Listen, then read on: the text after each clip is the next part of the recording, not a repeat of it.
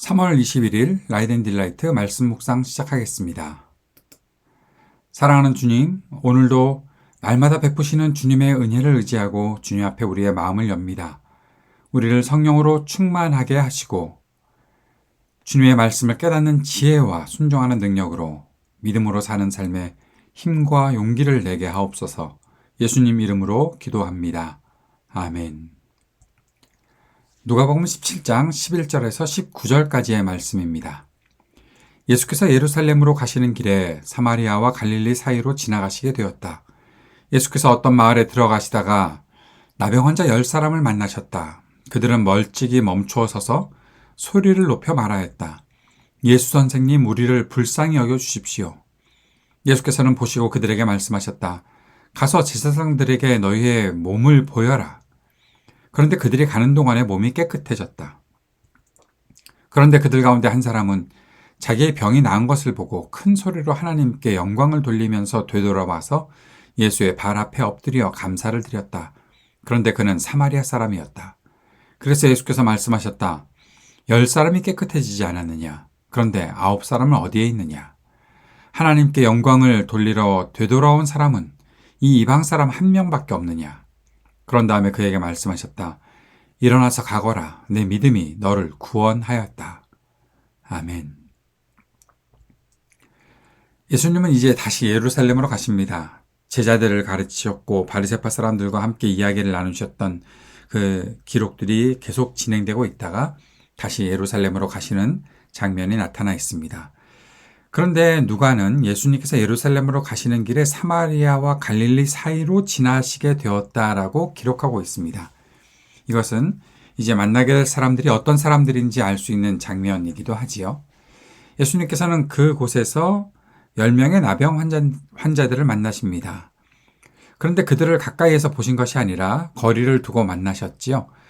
나병 환자를 접촉하지 않으셨다는 것, 즉 이 사건에서 예수님이나 나병 환자들이 정결법을 어기지 않았다는 것을 알 수 있는 장면이기도 합니다. 나병 환자들은 예수님을 알아보고 소리를 높여서 예수님을 불렀습니다. 자신들을 불쌍히 여겨달라고 했죠. 예수 선생님, 우리를 불쌍히 여겨주십시오. 우리를 불쌍히 여겨주십시오. 나를 불쌍히 여겨주십시오. 사실 이 단순한 간구가 우리가 주님을 향해 매일 기도해야 하는 한 문장이라 생각합니다. 주님께서 우리를 불쌍히 여겨주실 때 새로운 삶이 시작되기 때문입니다. 우리가 믿음으로 사는 삶, 그것이 무엇일까요? 결국 그것은 주님께서 나를 불쌍히 여기시는 그 사랑이 기초가 된 것임을 확인하고 주님께 계속 긍휼히 여겨주시기를 간구해지는 그러한 일들이 아닐까 생각합니다.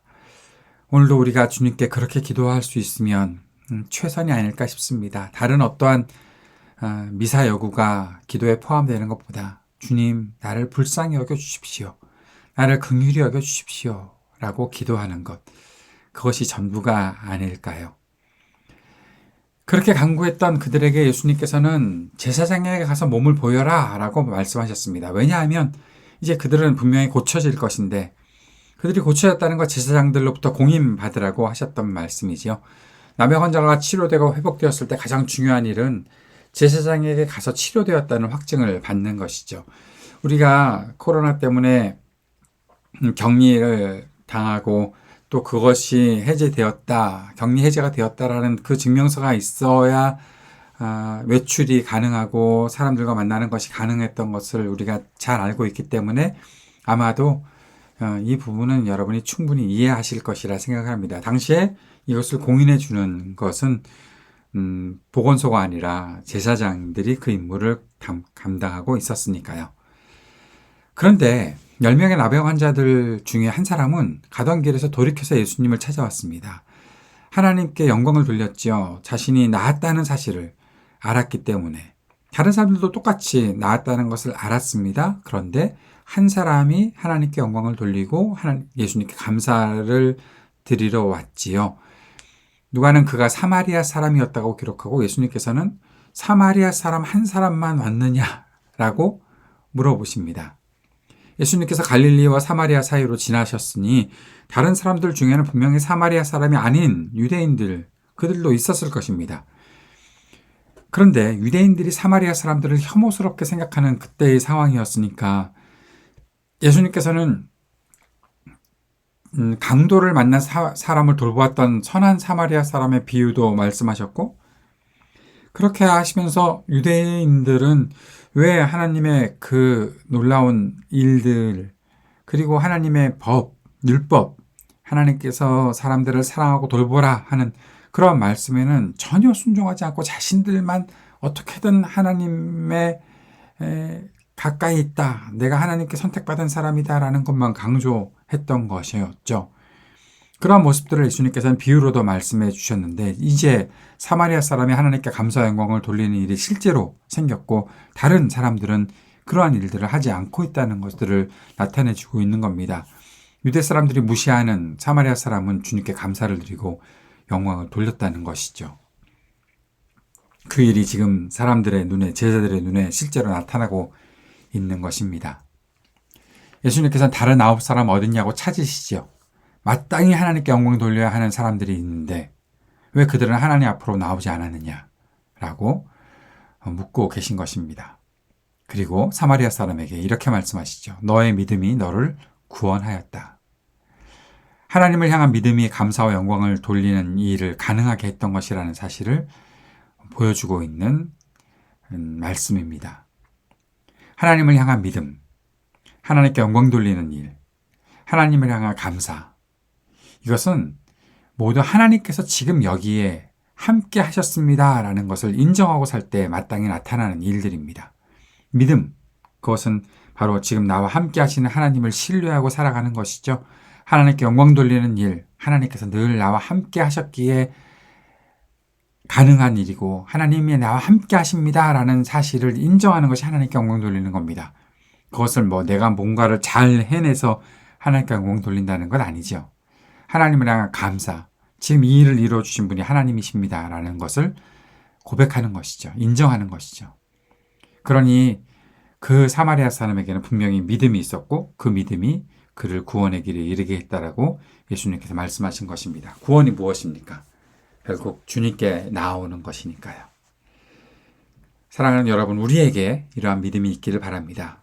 우리가 하나님께 영광 돌리는 일은 우리에게 마땅한 일 될 수 있기를 바랍니다.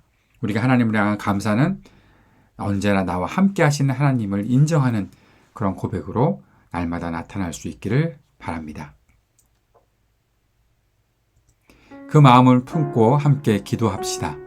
하나님을 향한 감사가 나의 삶에서 떠나지 않게 하기를 원합니다. 주님, 그렇게 주님을 향한 감사의 고백으로 살게 하옵소서. 기도할 수 있었으면 좋겠습니다. 그래서 우리가 하나님 나라 복음의 일에 쓰임받으며 살기를 위해 간절히 기도드립시다. 오늘도 이 땅을 위해 중보하면서 이 땅의 전쟁이 그치기를, 아픈 사람들이 치유되기를, 우리의 삶의 터전에 희망이 있기를 위해 기도합시다. 청년들을 위해서, 노인들을 위해서, 이웃들을 위해서 함께 기도하고 우리 교회를 위해서 함께 기도하는 시간 갖기 원합니다. 함께 기도드리겠습니다.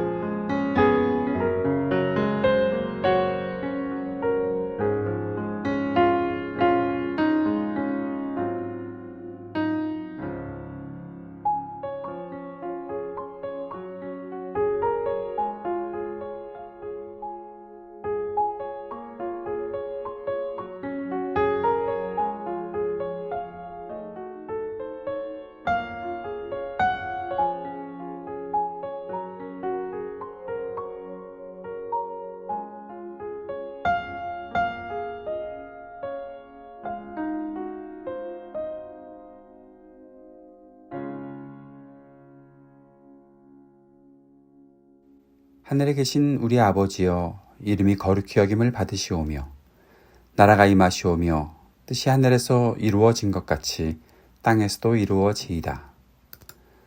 오늘 우리에게 일용할 양식을 주시옵고 우리가 우리에게 죄 지은 자를 사하여 준 것 같이 우리의 죄를 사하여 주시옵고 우리를 시험에 들게 하지 마시옵고 다만 악에서 구하시옵소서.